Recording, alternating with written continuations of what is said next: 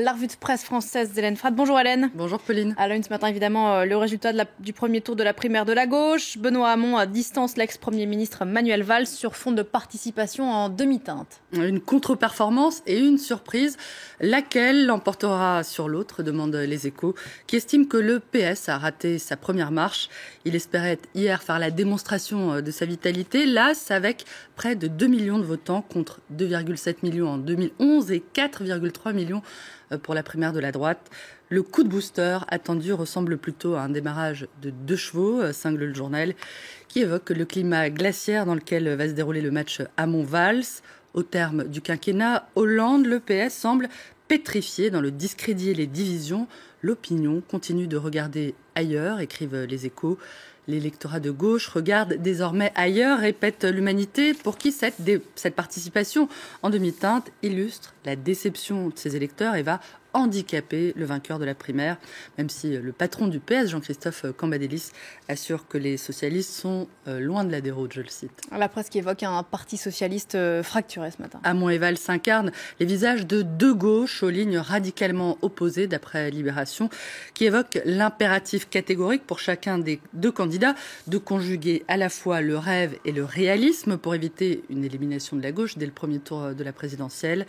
Le PS coupé en deux, titre Le Parisien, qui voit dans l'arrivée en tête de Benoît Hamon la manifestation d'une attente de renouveau politique.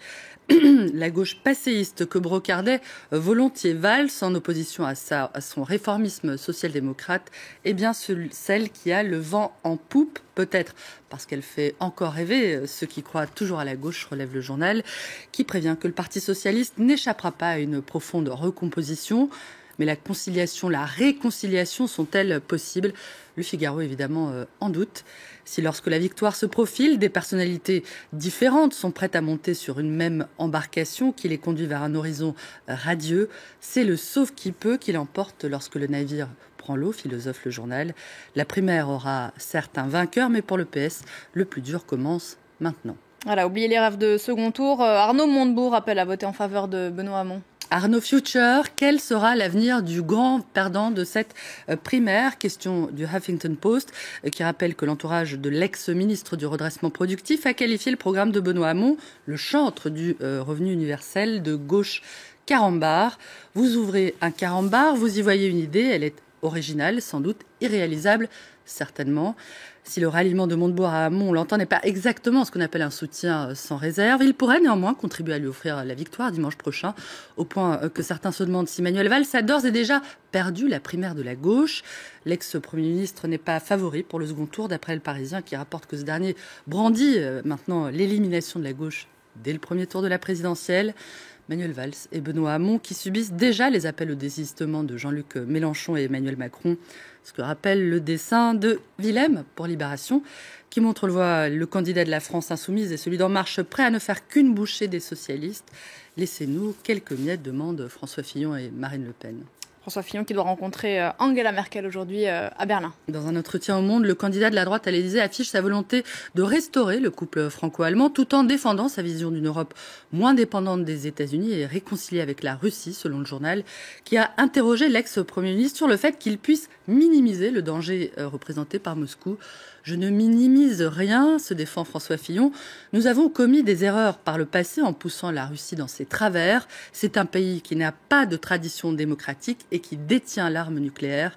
Il y a deux options, soit on essaye de trouver un accord avec la Russie, soit on l'affronte. Qui peut raisonnablement vouloir rentrer en conflit avec la Russie ? Je le cite.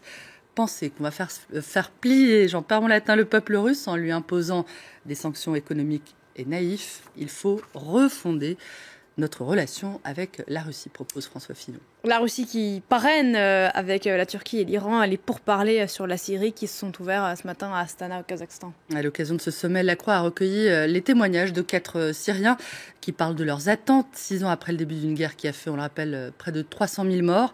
Parmi eux, le romancier originaire d'Alep, Khaled Khalifa, qui raconte que le régime lui a cassé une main pour avoir participé à une procession funéraire.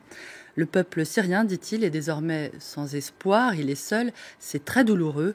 Si le régime reste en place, la guerre continuera pendant des années. Merci beaucoup Hélène, on vous retrouve tout à l'heure pour la revue de presse internationale. On va reparler